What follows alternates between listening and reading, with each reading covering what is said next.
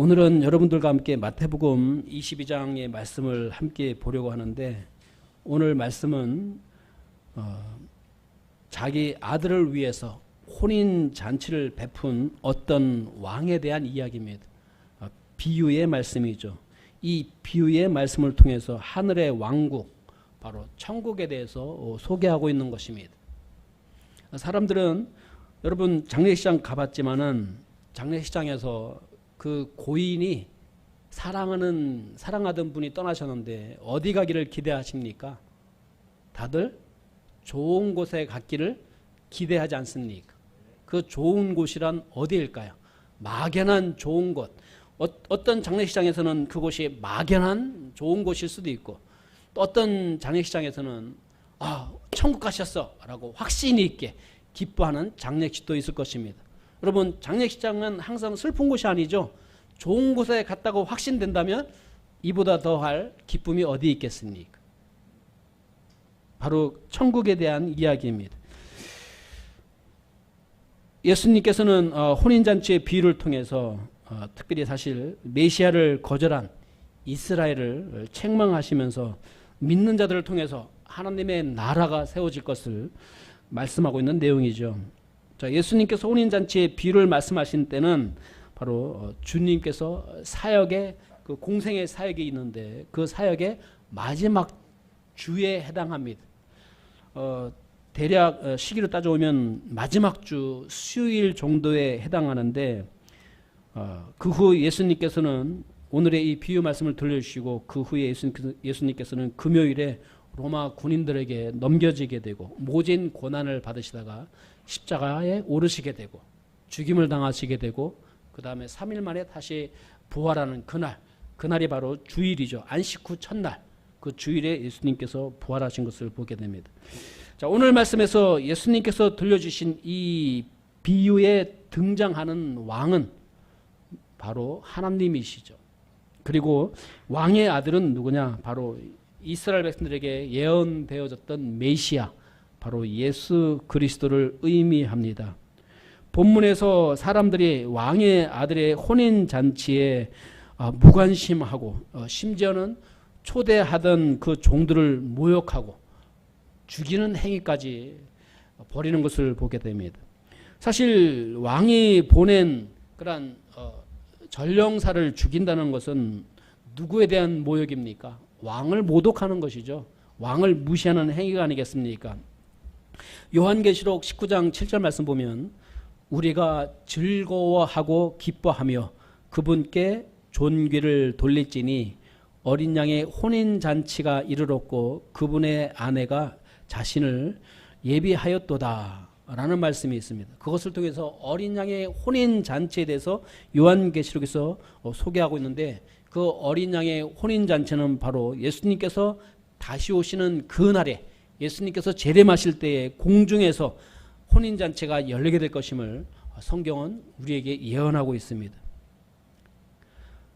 바로 예수님께서 십자가에 오르실 바로 그 주에 이 말씀을 들려주셨다는 것은 굉장히 예수님이 중요한 메시지를, 당시 사람들에게 꼭 들어야 할 메시지를 들려주고 계셨던 것입니다.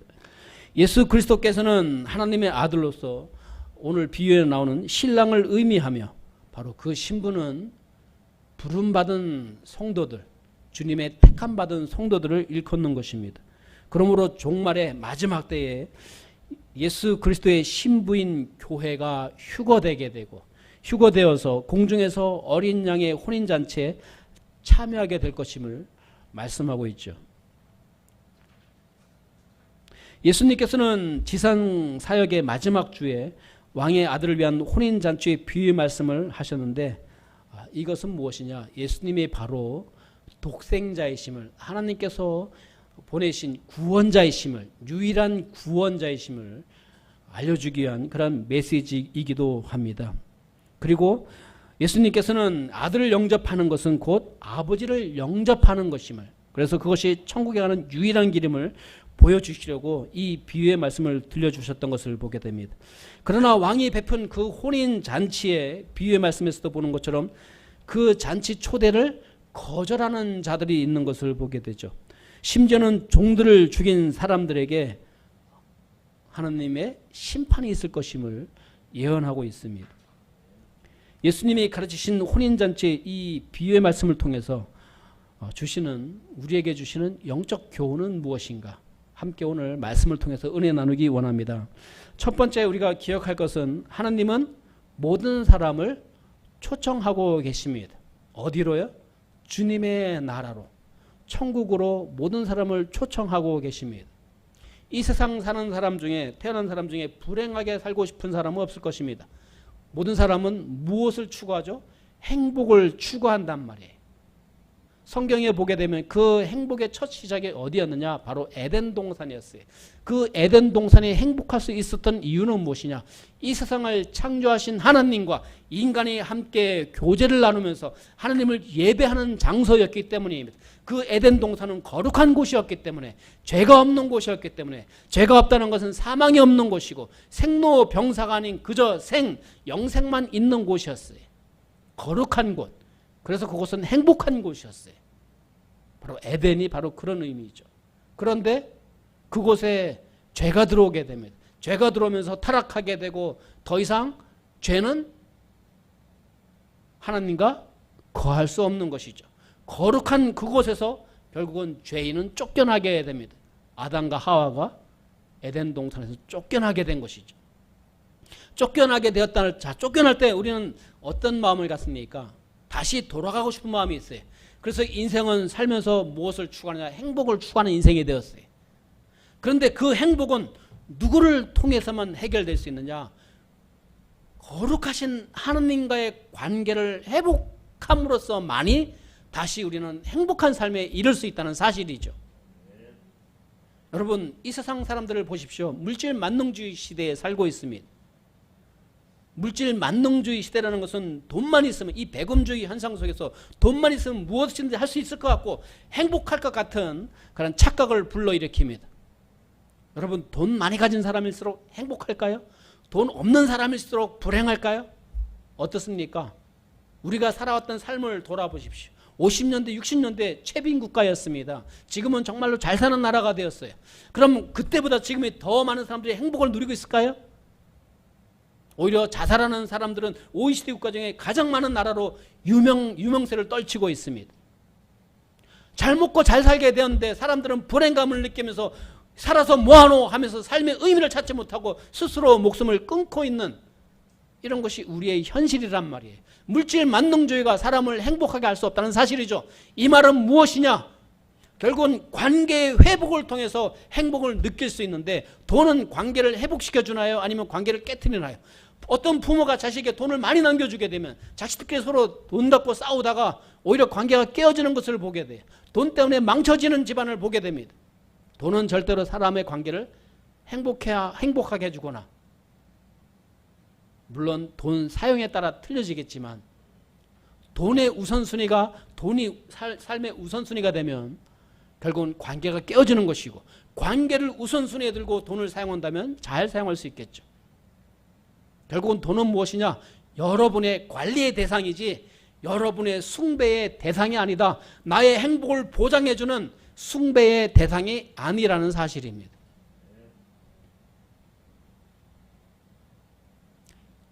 에덴 동산에서 쫓겨난 이후로 사람들은 행복을 추구하지만 그 행복을 어디에서 찾아야 할지 모릅니다. 그렇기 때문에 하나님께서는 우리에게 하나님의 말씀을 들려주시면서 우리에게 진정한 행복을 찾는 길을 알려주시고자 하시는 것입니다. 우리 3절에서 보시는 것처럼 천국은 마치 왕이 자기 아들을 위해 혼인 잔치를 베푼 것과 같다. 이렇게 말씀하고 있습니다. 그래서 그 혼인 잔치에 왕은 종들을 보내어서 초대받은 자들을 부르고 있습니다. 이미 그들은 초대받은 자들이에요. 그래서 왕이 베푼 그 혼인 잔치에 그들이 오기를 기대하면서 초청하였습니다. 여러분, 왕의 아들의 결혼 잔치에 초청받는 것은 큰 영예가 아니겠습니까? 여러분이 대통령 아들이 결혼한다고 초청받았다면 정말 자랑거리가 되지 않겠습니까? 왕이 나를, 대통령이 나를 불렀어, 자기 아들 결혼식에. 그러면 대단한 영광 아니겠어요? 그런 왕의 결혼잔치에 사람들이 초청을 받았지만 그들은 무시합니다. 거기에 응하지 않죠. 여러분, 잔치에 초대받은 자들은 사실 상식적으로 참여하는 것이 의무 아니겠습니까? 초대장이 왔는데도 그것을 거절한다면 그것은 내가 그 사람을 무시하든지 뭔가 관계에 문제가 있는 것이겠죠. 아마 내가 초청받을 만한 사람인데 초청받지 못했다면 어떤 생각이 들까요? 과거에 보니까 어떤 분이 실수로 이 초청장을 안 보냈어요. 그 사람이 나한테 초청장을 안 보낼 사람이 아닌데 안 보냈다 이거예요. 그러니까 속으로 화가 났어요. 이 사람이 나를 무시하나? 이렇게 내가 무시당한 느낌도 받을 수 있을 것입니다. 이처럼 초대받아야 할 사람이 초청받는 것은 영광이고 또 당연한 그런 예의이겠죠. 미리 이렇게 초청했지만은 그들은 초청에 응하지 않고 있습니다. 그래서 왕은 다시 다른 종들을 보내어서 잔치를 얼마나 극진하게 준비했는지를 설명하면서 잔치에 다시 와달라고 초청하고 있습니다. 그런데 그들은 서로 바쁘다고 난립니다. 나는 나가서 일도 해야 되고 나는 사업도 해야 되고, 어떤 남은 자들은 그 종들을 향해서 돌을 던지고 심지어는 잡아 죽이기까지 했습니다. 이것은 무슨 행위입니까? 왕에게 커다란 수치심을 안겨주는 것이죠. 왕에게 엄청난 모욕감을 주는 것입니다. 자, 여기 비유에 나오는 이 왕의 초청을 거절한 사람들은 그럼 누구를 가리킬까요? 그것은 바로 이스라엘 백성입니다. 우리가 구약 성경을 읽어보면 그 의미를 이해할 수 있을 것입니다. 이스라엘은 하나님으로부터 메시아에 대한 약속을 받은 자들이죠. 아브라함 이후로 그들은 선택받은 백성으로서, 하나님의 선택받은 백성으로서 하나님은 이 아브라함과 그의 후손들을 통해서 그 후손 가운데 메시아가 세상에 탄생하게 하심으로써 온 인류에게 복을 주시려고 하는 계획을 세우셨고, 그 택함 받은 제사장 나라가 바로 이스라엘이란 말이에요. 그러나 그들은 정작 예수님이 그 땅에 오셨을 때 메시아를 영접하지 않았어요. 메시아를 거절했습니다. 그래서 하나님은 초대에 응하지 않은 그들에게 다시 종들을 보내어 초대하고 있죠. 이사야 선지자는 오호 목마른 모든 자들아 너희는 물로 나오라. 돈 없는 자도 오라. 너희는 와서 사 먹되 참으로 와서 돈도 내지 말고 값도 치르지 말며 포도주와 젖을 사라 하면서 초청하고 있습니다. 이는 하나님께서 이스라엘 백성이 하나님께로 돌아와 그 영혼이 회복되는 은혜를 받도록 초청하고 계셨다, 이런 의미입니다.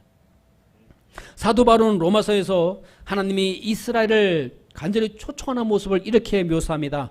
오직 이스라엘에 대하여는 이르기를 내가 종일토록 내 손을 내밀어 불순종하고 거역하는 백성을 향하게 하였노라. 온정을 손을 내밀면서 그들이 돌아오기를 기대하셨다, 이 말씀입니다.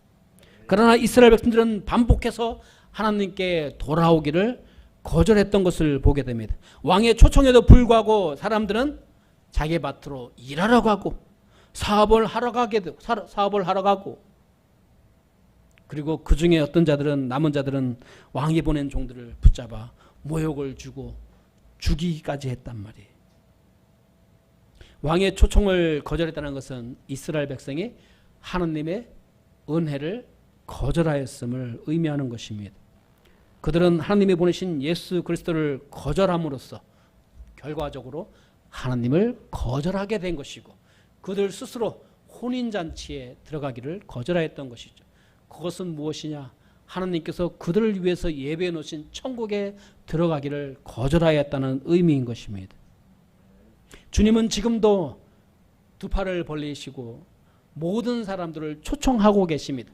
왜 하나님은 모든 사람들을 초청하고 계실까요? 그 이유는 뭐냐면 이 세상에 태어난 모든 사람은 저절로 생겨난 존재가 아니라 하나님의 섭리 가운데서 하나님의 형상을 따라 인격을 가지고 이 세상에 태어났기 때문입니다. 우리 사람만이 윤리적 존재이고 도덕적 존재입니다. 그 이유가 무엇이냐면 하나님의 선한 속성을 갖고 태어났기 때문이에요. 그러나 우리는 죄로 인하여 타락한 속성도 가지고 있습니다. 우리 마음은 착하게 살려는 마음도 있고 때로는 누구에게 복수하고 싶은 마음도 있지 않습니까? 사람은 인격적 존재이기 때문에 그러나 옳은 일을 행할 때 기쁨을 누리고 뭔가 악하고 잘못된 일을 행할 때는 마음이 괴로운 자들, 양심이 살아있는 자들, 인격적 존재란 말이에요. 왜 사람은 인격적 존재로 살아간다고요? 하나님의 형상대로 창조함 받았기 때문입니다. 여러분의 집안에서 기르고 있는 애완견이, 애완동물이 인격적 존재이던가요? 잘못했다고 주인의 눈치를 보죠. 그거는 주인에게 미움받을까 봐 그러는 것이 이제 지가 뭘 잘했는지 못했는지 그 교육을 통해서 배웠을 뿐이지 선천적으로 양심적으로 행동하는 존재가 아니란 말이에요. 인격적 존재가 아니죠. 본능적으로 존재한단 말이에요. 그래서 애완동물을 기르는 사람들은 애완동물을 어떻게 교육하느냐에 따라서 어떻게 훈련시키느냐에 따라서 반려견이 되기도 하고 때로는 미움받기도 하죠. 다른 사람에게 해를 입히기도 한단 말이에요. 그죠? 자, 어쨌든 중요한 것은 뭐냐면 우리 사람만이 인격적 존재다. 하나님 형상대로 지음받았다 이 말씀이죠. 그렇기 때문에 우리가 하나님 형상대로 이 세상에 존재하게 되었음에도 불구하고 하나님을 떠났기 때문에 잃은 영혼이고, 그래서 하나님은 두 팔을 벌려서 잃은 영혼이 회개하고 죄의 문제를 해결하고 거룩하신 하나님께 돌아오기를 바라고 계신다 이 말씀이죠. 기억하십시오. 하나님은 모든 사람을 초청하고 계십니다. 그 중에는 선인도 있을 것이고 악인도 있을 것입니다. 우리는 선인에게만 손이 끌릴지 모르지만 하나님은 모든 사람을 사랑하시며 초청하고 계신 것입니다. 주님의 나라로요. 그런데 문제는 뭐냐? 왜 하나님은 그렇게 초청하고 계실까? 두 번째로 기억할 것은 하나님의 초청을 거절하는 자에게는 하나님의 심판이 임하기 때문입니다. 왕은 자신이 보낸 종을 죽인 사람들에 대해 분노하죠. 마태복음 22장 7절 말씀 보면 왕이 그것을 듣고 노하여 자기 군대들을 보내어 그 살인한 자들을 멸하고 그들의 도시를 태우며, 왕은 자신의 호의를 모욕으로 갚아준 사람을 심판하고 계신 것을 보게 됩니다. 이 비유의 말씀을 통해서 우리는 왕의 두 가지 모습을 발견하게 됩니다. 첫 번째 모습은 은혜의 마음으로 혼인잔치에 사람들을 초청하는 그러한 모습이죠. 누구든 거절한 자도 누구든 다시 초청하고자 하는 모습입니다. 무심코 거절한 사람들을 포기하지 않고 다시 종들을 보내어 소와 살찐 고기로 준비된 만찬에 초청하고 계십니다. 그러나 또 다른 모습은 진노하는 모습입니다. 왕의 초청을 거절하였기 때문에 오히려 그들은 왕의 종들을 죽인 사람들을 결코 용서하지 않고 군대를 보내어 그 도시를 멸하고 계신 것을 보게 됩니다. 이는 바로 예루살렘이 회개하지 않으므로 하나님께서 예루살렘을 멸망케 한 것과 멸망케 할 것이라는 사실 경고의 말씀이기도 하셨습니다. 마태복음 23장에서 예수님께서는 바리새인들의 위선을 책망하시면서 예루살렘의 멸망에 대해서 이렇게 예언하고 계십니다. 오 예루살렘아, 예루살렘아, 대언자들을 죽이고 네게 보낸 자들을 돌로 치는 자여, 암탉이 자기 병아리들을 자기 날개 아래 모음같이 내가 얼마나 자주 네 자녀들을 함께 모으려 하였더냐. 그러나 너희가 원치 아니하였도다. 보라, 너희 집이 버림받아 너희에게 황폐하게 되었느니라. 하나님께서 그들을 부르시고 또 부르셨지만 그들은 거절하였기 때문에 그들의 사는 곳이 황폐하게 될 수밖에 없었음을 경고하신 말씀입니다. 예루살렘의 종교 지도자들은 하나님이 보내신 선자들을 돌로 치고 죽였던 것을 보게 됩니다. 그렇기 때문에 하나님은 그 예루살렘이 황폐하게 될 것임을 말씀하셨죠. 여러분, 우리는 예레미야를 통해서 경고의 말씀을 우리는 들을 수 있습니다. 북이스라엘이 멸망하고 남유다가 멸망해가는 그 시점에 예레미야 선지자가 활동하면서 그들에게 경고의 메시지를 던지고 있죠. 그들은 사실 그곳에 살고 있던 이 예루살렘 거주민들이, 이스라엘 백성들은 우리는 하나님의 선택받은 백성이기 때문에 절대 멸망할 수 없어. 이 예루살렘은 하나님이 함께하고 계시기 때문에 멸망할 수 없어. 이런 마음도 있었지만 그들은 하나님을 섬기기보다는 우상숭배에, 그들의 탐욕을 따라서, 그들의 욕심을 따라서 우상숭배에 더 깊이 빠져 있었단 말이에요. 그들은 하나님을 모른다고 한 사람들이 아니에요. 하나님도 섬기고 있었는데 하나님을 향해서는 가식적이고 위선적인 그런 신앙생활이었을 뿐이고, 그들의 마음의 중심에서는 재물을 따라가고 우상숭배를 따라가고 탐욕을 따라가는 삶이었단 말이죠. 여러분, 이스라엘 백성들이 하나님으로부터 완전히 떠난 적은 없어요. 한 마음 한켠에는 그들은 하나님을 섬기고자 하는 예루살렘 성전을 중심으로 모였었단 말이에요. 그런데 정작 그들의 마음은 어디에 가 있었다고요? 하나님께 있는 것이 아니라, 몸은 그곳에 와 있을지 몰라도 그들의 마음은 딴 곳에 가 있었단 말이에요. 우상숭배하는 곳에 가 있었단 말이죠. 그렇기 때문에 하나님은 그들에게 진정으로 회개하고 돌아오라고 예레미야 선지자를 통해서 경고하셨지만 그들은 그것을 거절하였어요. 그 결과 예루살렘은 하나님의 예언대로 멸망하였어요. 남유다가 멸망하면서 그들은 포로로 끌려가게 되었어요. 그것이 황폐하게 되었던 것이죠. 그러나 하나님의 은혜 가운데 그 남은 자들이 다시 70년 포로 생활을 마치고 돌아왔습니다. 돌아와서 그들은 하나님만을 섬겨야 되는데, 시간이 흐르면서 다시 그들은 예루살렘 성전을 중심으로 살고 있었지만 그들의 마음은 딴 곳에 가 있었어요. 예수님께서 정작 오셨을 때는 그들은 예수님을 영접하지 못했어요. 왜? 하나님이 예언하신, 하나님이 약속하신 그 메시아가 오셨는데 왜 그 메시아를 거절했을까요? 몸은 하나님을 섬기는 것 같이 보였지만 마음은 딴 곳에 가 있었기 때문이죠. 욕심을 따라 살고 있었단 말이에요. 오늘날 이 시대를 보는 것과 마찬가지. 우리는 어떤가요? 우리는 몸은 교회에 있는데 내 마음은 세상의 가치관을 따라 살고 있지는 않은지. 그렇다면 그것이 과거의 모습이나 지금의 모습이나 마찬가지일 수 있다는 사실이죠. 사실 우리는 그렇게 흘러가는 존재들이에요.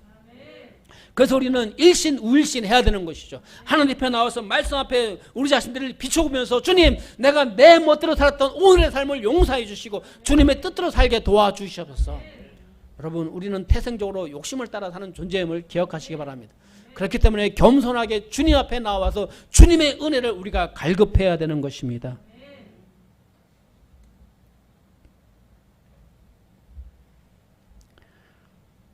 자, 예수님 그 시대도 마찬가지죠. 결국은 그들이 메시아를 거절한 까닭에, 마치 예레미야 시대에 있었던 그 경고처럼 예루살렘은 AD 70년에 로마 디도 장군에 의해서 완전히 황폐화되고 말았어요.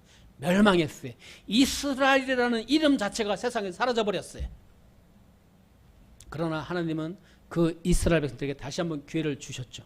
1948년도에 다시 그들을 이스라엘 땅에, 이스라엘 나라 이름으로 회복하게 하셨던 것을 보게 돼요.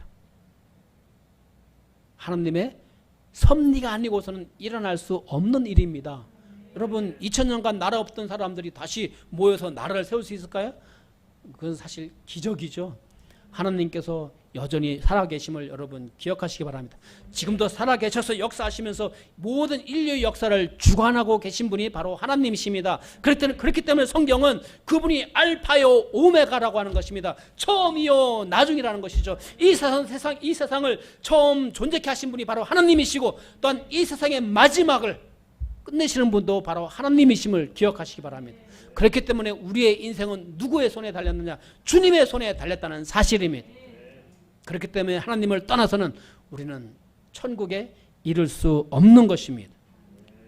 세상에 확실한 길이 있는데 그 확실한 길을 마다하고 우리가 불확실한 길을 간다면 이것보다 어리석고 어처구니 없는 일이 어디 있겠습니까?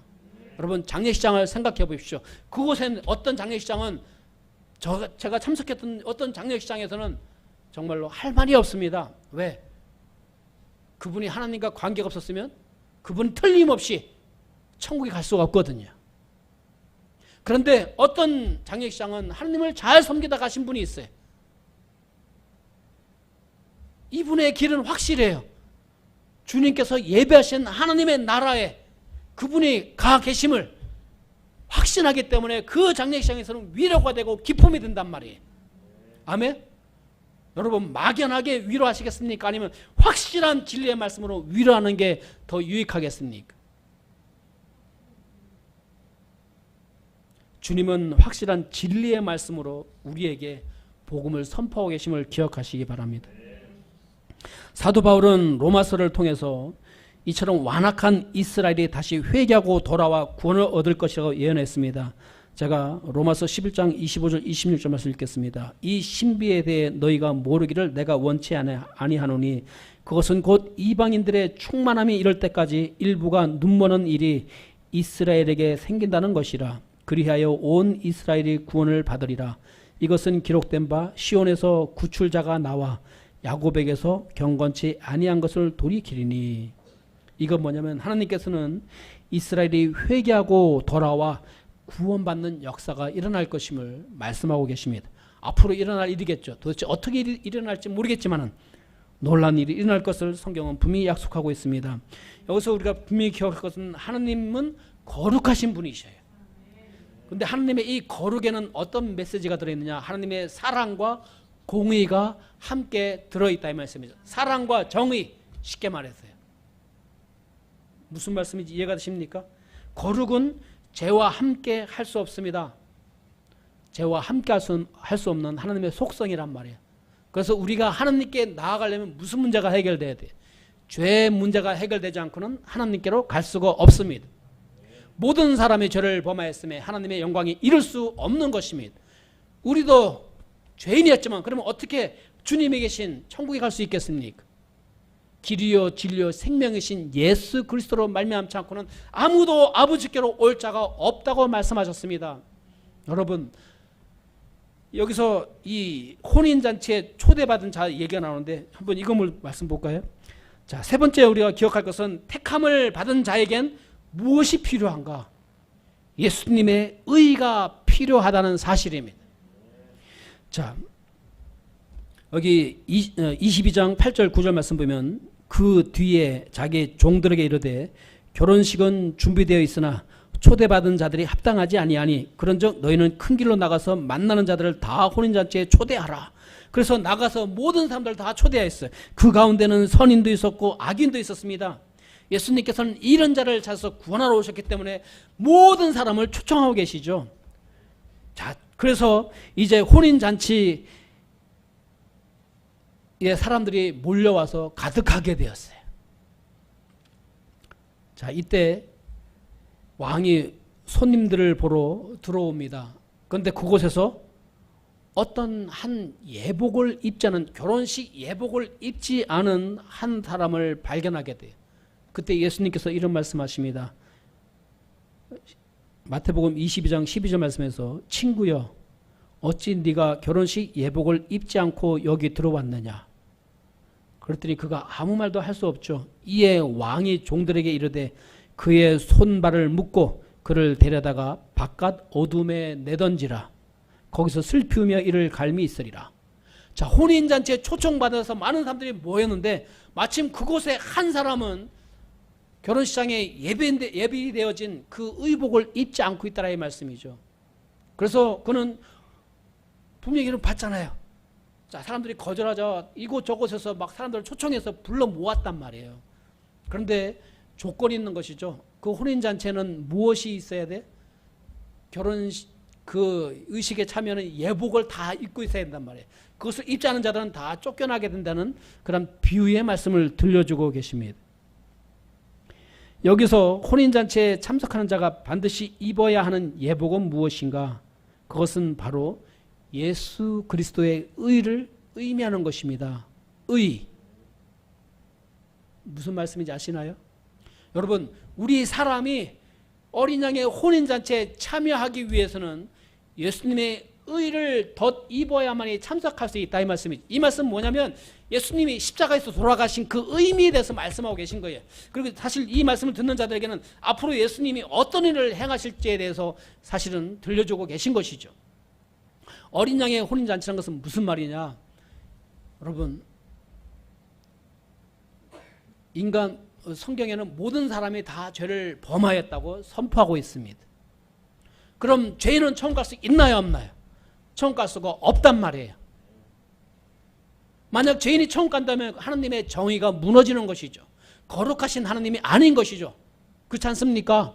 내로남불이 되는 것이죠. 넌 나랑 친하니까 들어와. 넌 나랑 상관없으니까 가. 이거는 이 하나의 원리가 원칙도 없는 것이란 말이에요.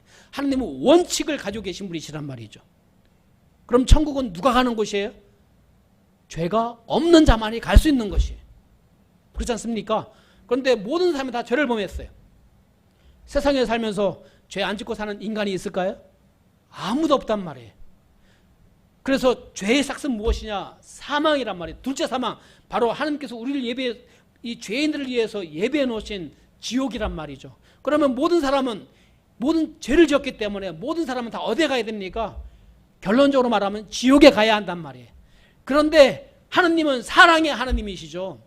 그래서 하나님은 그 사랑을 어떻게 보여주셨느냐? 우리가 아직 죄인이었을 때 예수 그리스도를 우리를 위해서 보내주심으로써 그분이 우리의 죄를 대신 담당하고 그분이 우리가 받아야 될 형벌을 대신 받게 하셨단 말이에요. 그래서 예수님이 십자가에 오르실 수밖에 없었던 것입니다. 죄가 없는 그분이 온 인류의 모든 사람들의 죄를 다 홀로 짊어지시고 십자가에서 모진 고난을 당하시다가 죽임을 당하게 됩니다.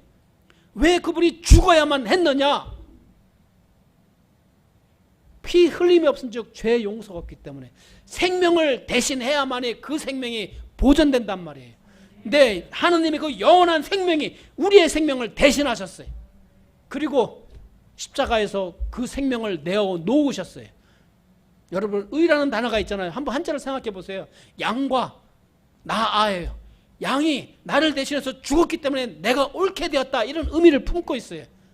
예수님께서 십자가에서 나의 죄를 대신 짊어지시고 죽임을 당하시죠. 그러나 예수님은 제자들에게 말씀하셨잖아요. 내가 로마 군인들에게 넘겨져서 죽임을 당하게 되겠지만 3일 만에 살아나리라. 그것은 무엇을 의미하느냐? 그분이 생명의 원천임을 의미한단 말이에요. 창조주 하나님이심을 의미하는 것이고 그분이야말로 유일한 구원자이심을 의미하는 것입니다. 그래서 그분이 무덤에 장사되셨지만 3일 만에 다시 살아나심으로써 이런 저를 믿는 자마다 멸망치 않고 영생을 얻게 하셨습니다. 그래서 예수님께서 말씀하고 계십니다. 내가 곧 길이요 진리요 생명이니 나로 말미암지 않고는, 나를 통하지 않고는 아무도 아버지께로 올 자가 없다라고 선포하신 것이죠. 이것이 바로 복음인 것입니다. 복음은 무엇이냐? 모든 믿는 자에게 구원을 주시는 하나님의 능력인 것이죠. 여러분 생각해 보십시오. 어떤 사람이 나를 위해서 대신 죽었다고 해서 내 죄가 용서돼? 사람의 생각으로는 이해가 되지 않지만 우리가 받는 구원은 뭐냐? 하나님의 지혜이고 하나님의 능력이라는 사실입니다. 우리의 지혜로 우리가 구원받는다면 하나님이 필요 없죠. 우리의 능력으로 내가 천국 간다면 하나님이 필요 없는 존재 아니겠습니까? 내 스스로 가면 되니까. 그러나 우리 인간은 죄로 인하여서 영원한 멸망에 처할 수밖에 없었던 죽음을 앞에 두고 살아가는 존재란 말이죠. 여러분, 이 세상에 죽음을 극복한 자가 있다면 그는 신이 되는 거예요. 하나님이 필요 없는 자가 됩니다. 그러나 이 세상에 태어난 모든 인간 중에 죽음을 극복한 자는 아무도 없어요. 우리도 지금 무엇을 향해 달려가고 있습니까? 생로병사의 인생 속에서 죽음을 향해 달려가고 있습니다. 그런데 성경은 뭐라 약속하느냐? 우리에게 영원한 생명을 약속하였습니다. 예수님이 죽으셨지만 3일 만에 부활하셨어요. 부활의 첫 열매가 되셨습니다. 그렇기 때문에 우리도 이 세상에서 육신적으로 죽을지 모르지만 때가 되면 주님께서 다시 오시는 그날에 우리 죽었던 자리에 다시 살아나서 주님을 배웠고 주님께서 예배해 놓으신 그 천국에서 우리가 영원히 하나님을 찬양하며 예배하며 살게 될 것임을, 주님과 교제하며 살게 될 것임을 성경은 선포하고 있습니다. 그렇기 때문에 우리가 예수님 믿고 구원하시나 가지고 내 죄가 예수님으로 말미암아 다 용서되었어. 주님은 너무 고마워. 나의 구원자야. 그렇기 때문에 나와서 예배하는 것이고 하나님을 찬양하는 것이고, 이것을 통해서 우리가 하나님의 말씀을 다시 한번 들으면서 우리의 기억을 새롭게 하면서 주님과 동행하는 삶을 살아야지. 이제 내 멋대로 사는 것이 아니라 하나님의 뜻대로 살아야지 라는 믿음이 생기는 것입니다. 인생은 내 마음대로 사는 것이 아니라 주님의 뜻대로 살아야 그것이 참된 인생이라는 사실입니다. 기억하십시오. 택함받은 자에게는 뭐가 필요하다고요? 예수님의 의가 필요하다. 십자가에서 나를 대신해서 모든 죄 문제를 해결하시고 3일 만에 부활하신 그 예수님의 의, 그 의의 옷을 입고 우리가 주님을 만나게 된다는 사실입니다. 이것이 바로 구원이라는 것이죠.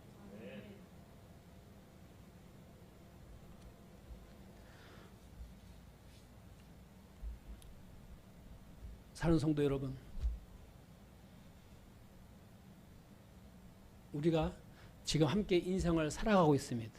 그리고 이제 우리가 흘러가는 세상을 보면서 뭔가 무너져가고 있는 것을 느끼게 돼. 자연의 질서가 무너져가고 있고 또한 사람들의 인간관계가 무너져가는 세상에 살고 있습니다. 뭔가 마지막 때가 점점 다가오고 있다는 사실입니다. 여러분 갈수록 뜨거워지죠. 이미 성경엔 다 예언되어지는 말씀이란 말이에요. 주님께서 오실 날이 점점 가까워지고 있다는 사실입니다. 그렇기 때문에 우리는 주님을 맞을 준비를 깨어서 하는 자가 되어야 합니다. 그래서 우리의 삶이 온전히 하나님께서 기뻐하시는 그리고 천국을 소망하는 삶을 통해서 진정한 행복을 추구하는 성도의 삶이 되기를 간절히 소망합니다.